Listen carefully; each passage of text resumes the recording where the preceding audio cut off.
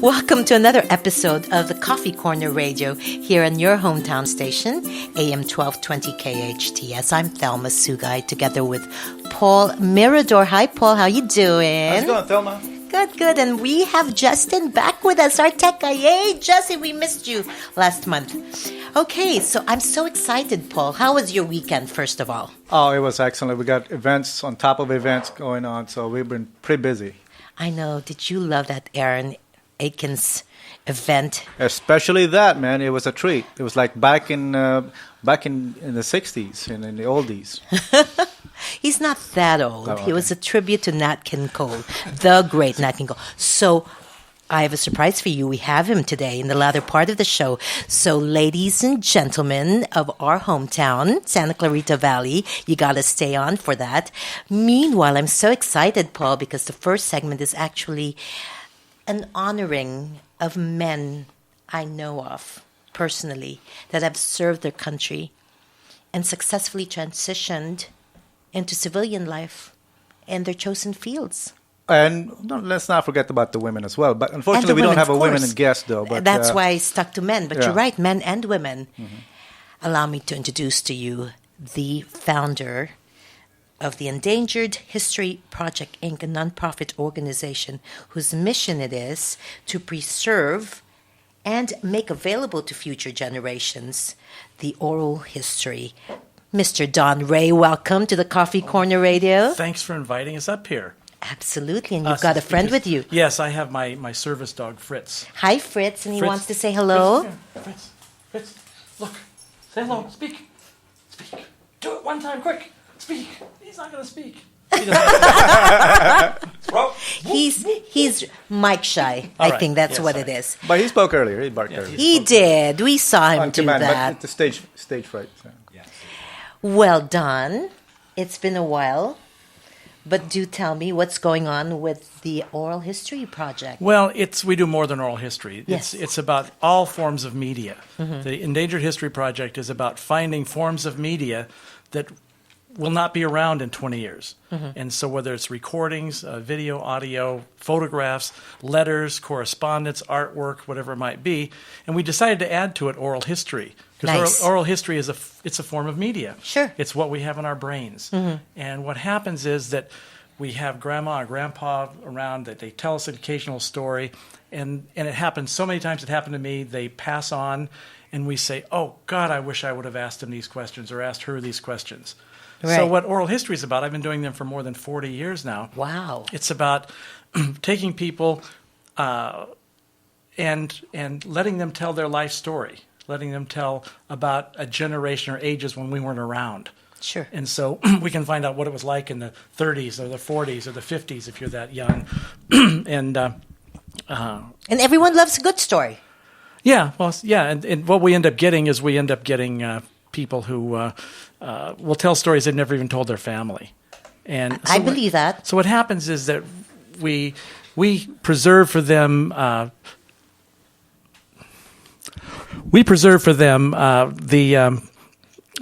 lost my train of thought here. Anyway, That's I'll get okay. back to it again. I'm sorry. No. That's terribly, quite all terribly right. sorry. We're having. Oh, I know. casual chat I over coffee. understand. That's I just want to get the mic right.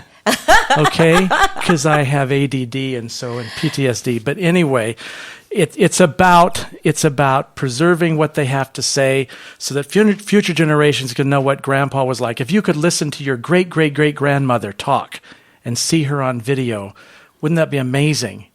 But that's what we can do. Where were you 20 years ago when they were still alive, Don? Where were you in my life? I was your former professor from UCLA, Yes. and I had taught you the art of interviewing. So I better not disappoint, but anyway, and the gentlemen. important thing here is that we're in a library that's burning down. Yes.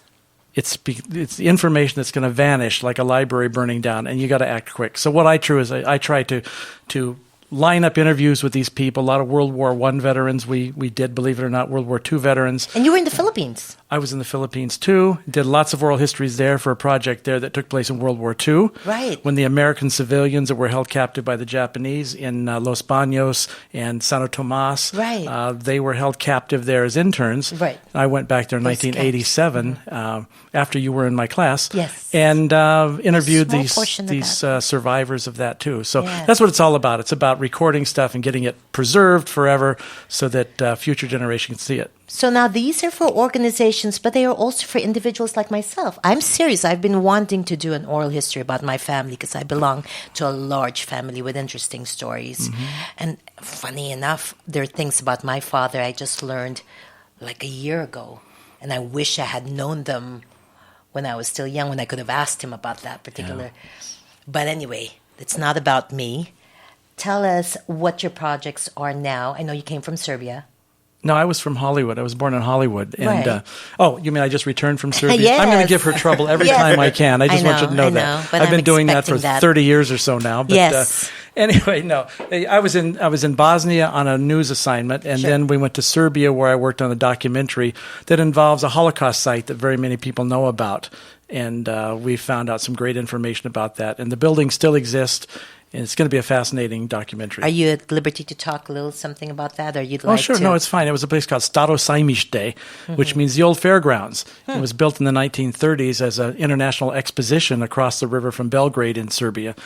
And then shortly after that, the war broke out. The Germans took over that facility, and they used it to house all of the Jewish women and children that had survived after they had killed all of the Jewish men in Belgrade. And so they kept them in there, and they found some really horrible ways of terminating their lives, but nobody survived it. And the buildings are still there, but now parts of them are being used as a little-known artist colony. So there's magnificent artists there doing great artwork. And so we're doing a sort of a history of the fairgrounds and all the different lives it's had. Now, do we, the public, have access to that once you've put that whole Oh, project sure. It'll be together? out somewhere. We're not sure where it will air, Okay. but it'll be available for sure. And Okay, certainly wonderful. on our Let us website. know, will you? Absolutely. Okay. And then I know you're also in Vietnam not too long ago. Yeah, 2 years ago we went back to Vietnam. I was in Vietnam in 1968 and 69. You served there. I did, yes. I was a dog handler. And in fact, my dog Fritz is named after my sentry dog Wow. from Vietnam. true. But we discovered a few years back that there's a very good possibility that the U.S. military detonated a nuclear device either in Vietnam or across the line in southern Laos. And we've been tracking down all the information about that for years now. And we can't make the story go away. So another Vietnam vet and I went there looking for evidence of this detonation up in the highlands of southern Laos. And then we went into Vietnam to not only to seek information, but also to do a little bit of recollection of our own, to go back to our own spots where we served. And it was very touching. It was very, very touching. It was a mission. In the end, the most remarkable thing was that we ended up discovering and meeting and interviewing the man who was commissioned to build the Ho Chi Minh Trail. He's still around. How and, old is he now? He's in his late 80s. He's blind from all the stuff that we dropped on him on the Ho Chi Minh Trail, and he has no animosity whatsoever for the Americans. That's amazing. In fact, we formed a brotherhood. It was just remarkable to go in search of one thing and to come back with a couple other jewels. So we're doing a special documentary just about that return. Oh, that's wonderful. It's going to be fun. Yeah. You know who was in the news this morning, and actually yesterday too. That when she was very young, that little girl when she was young, the explosion happened. Yeah, the behind napalm her. girl. She didn't have any clothes on, and she was crying in the middle of a street, just walking away. Well, she was running from the napalm, right? Exactly. Yeah. So she was in the news. Yeah, she's back in the. How old is she now? She's in her 40s by now, at least. Yeah, she's getting some medical treatment now just to get her skin taken care of. Yeah, she had lived in Cuba for a long time, and now she's getting treatment in the U.S. So Wonderful. things have changed. I'm hoping the U.S. government is supporting her with. I'm the not sure medical whether they bills. are not, but They probably do. I wouldn't be surprised. Yeah. Okay, and of course we have coming up another person, a gentleman of sorts, I must say, who served the country, was a medical tech during his time. You'll learn about that as soon as we come back from a couple of commercial breaks. And it's going to be David Reichelt coming up in this next segment. We'll be right back here at the Coffee Corner Radio. We're back at the Coffee Corner Radio, and we have with us Don Ray. You heard from him earlier in the program, the Executive Director and CEO of the nonprofit organization called the Endangered History Project, Inc., an oral historian, my favorite teacher while I was in school at the UCLA Extension, taught me my interviewing skills. I hope I'm not disappointing, Don Ray. Don Ray, do tell me, what if someone like myself would like to do an oral history to preserve my family's stories? How much would you charge someone? Well, we're a nonprofit completely, and anyone who donates, we ask for donations. Sure. And so generally, we're happy to run off anywhere, usually to the family member who's least likely to be around longer and who can talk. But, if we can have someone donate $500 for a full day of shooting on video, high-definition video, with one of the well-trained people or me doing the interview, that's great. Some people can't afford it, but fortunately, those who can afford it subsidizes. Well, they pay it forward, basically. So, nice. But that's what keeps us afloat. No, for sure. I mean, to do it commercially, you'd have to spend $3,000 or $4,000 to get that done. I know. Yeah. So $500. And the great thing about that is that they can keep that in their family too. Yes. There's family archive. And that's the point, yeah. That's generations to see where their great-great-grandparents come. Wouldn't you like to do that for your family, Paul? Of course I mean, I'd like I would. to do that. $500, I'll probably pay you a little more, boss. Yeah. For that. And you're a nonprofit, so it's actually tax deductible. Absolutely, yeah. It's funny because when my mother was dying, I had one of my former students come and do the interview with her. I shot it, but I wore headphones listening to Latin music the whole time so that she would realize I couldn't hear her. And when I first listened to it a year after she passed, and I couldn't believe the stuff that she told a total stranger that she had never told us in the family. So and sometimes it takes a stranger. It's best to not have a family member do the interview. We have a saying in the Catholic community, you can never be a prophet in your own hometown. Wow. Right? Wow, that's enough to prick you if you're not careful. That's really a great statement there. Absolutely. So that's affordable. Please tell them where they can find you. You have a website, Don. They could go to endangeredhistory.org, and they could find us there, endangeredhistory.org. Or email me at donray@donray.com, which is easy, DONRAY. Perfect. Yeah, great. That would be cool. No, for sure, for sure. And then, of course, you've met our next guest. I'm eager to listen to this. Did we meet? I don't remember. Just before the show, I that's right. We were talking out there for an hour. I forgot. How could I? That's right. Yes, David I remember. Reichelt. Did I say that right? You got it right, and I only get it right 20% of the time. It's my own last name. Pretty good, huh? Wow. It's a confusing We're both one. DR. Oh, I am a doctor, or was. Yes, he was in the medical field. And in Vietnam, for a while, I was a veterinarian technician, too, so I got to do that stuff, too. Talk about commonalities. Except your patients didn't bite you. Right, because no, he's handling dogs. Most of the time they didn't. Right? I'm eager So to tell me, you've got another talent, though, and that's what we're here to talk about. Yes, I work as a close-up magician. I'm a member of the Magic Castle. Woohoo! And it links to the military because when I was a board medic, and if you're a board medic, that's a good thing. When we weren't deployed, I was really bored, and I thought, man, I got to learn something. And so I started learning card magic, and then I forced patients who were there to see the doctor after I would check them in. I'd say, well, we got 10 minutes. That gives us enough time for 4 card tricks. And, you come into the doctor's office, you're really nervous. And once they saw my really horrible card magic at the time, they felt so much better about themselves. They were ready for the appointment, and I would be left crying. I love that.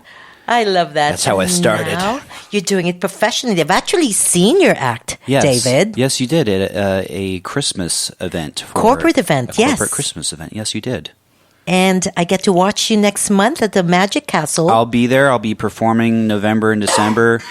Hopefully every day. I mean, I'm not one of the official shows, but we have members can come in and do impromptu shows for people who come to visit the castle. So, yeah, my plan is to be there every week all the way through the rest of the year once November starts. So that's great. I'm looking forward. Yeah. But I'm actually going to be there tonight because it's my son's birthday. You are. Shout out to Miguel. Happy birthday, son. Don't forget your costume. It's Halloween week. It is, but they said that was optional. Yes, it is optional. Clothing, I meant. No, I'm joking. Oh. This is a family show. So the birthday suit is your costume. Yes. I get it. Okay. Actually, I've seen David perform this morning, actually, when we met. I shook his hand, and then later on I find my watch. After it's in the pawn shop right now. I got $50. You still have it? You noticed the pawn shop as we were walking. Yeah, did you look in the window? Fast, right, did you notice that gold watch? Wow. But he's such a good sport, though. He doesn't mind losing a watch or two. Yeah, that one. That was a Rolex, too, wasn't it?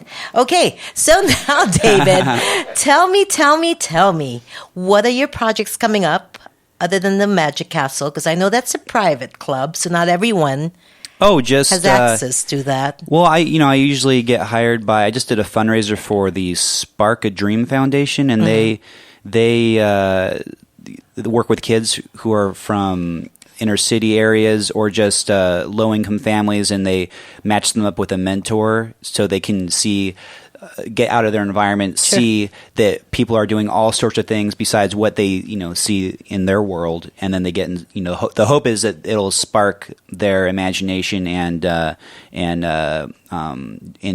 spark them to dream big and to motivate. No matter what they see in their environment, they can see, oh wow, people are doing all sorts of things, and maybe I could do something, finish school and whatnot.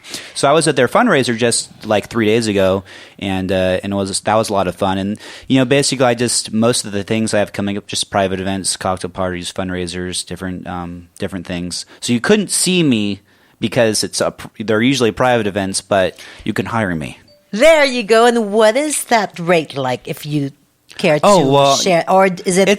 It varies, right? It varies. So it's best to just get a hold of me and then give me details, and then I can let it's customized per event. So right, depending on I guess the size of the audience, the type of audience, whether you're doing adults or are you in kids, and the nature of the event. Do you get a commission off the money you take from their wallets when you're doing your sleight of pocket tricks? Oh, always. Very there good. You Very go. good. Evil you gotta magician. Watch there you go. Yeah, you gotta make close. money somehow. On me. I know. Come on now. So, do you want to tell them where to find you, what your website is, and then you're going to do a magic trick before? Sure. Yeah, we could do a really quick one because I know radio time is coveted here. Let's see here. My website's davidreichelt.com, and my last name is spelled Reichelt. So that's davidreichelt.com. And then my email is davidreicheltmagic@gmail.com. Wonderful. And you know what? Your website is going to be on our website, link to it. And so with yours, Don Reyes, that's the privilege of being on our show. Well, you do the real magic. I'm just the fake one here. That's the real magic. So you can promote using our website anytime. Once you're on our show, that is lifelong commitment to you. Well, I'll go there to see his website. Okay. Oh, great.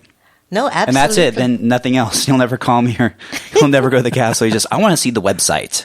And that's the extent of the magic I want. I'm sure we'll find an event, between you and I, Don. I mean, I've got another event. When is that FPAC happening, Paul? November 7th. That's the Festival of Philippine Arts and Culture at the El Pueblo Historic. It's an iconic It's an iconic site location. in downtown Los Angeles. We're going to be there. We're going to have our booth. We have a 10x10 booth over there.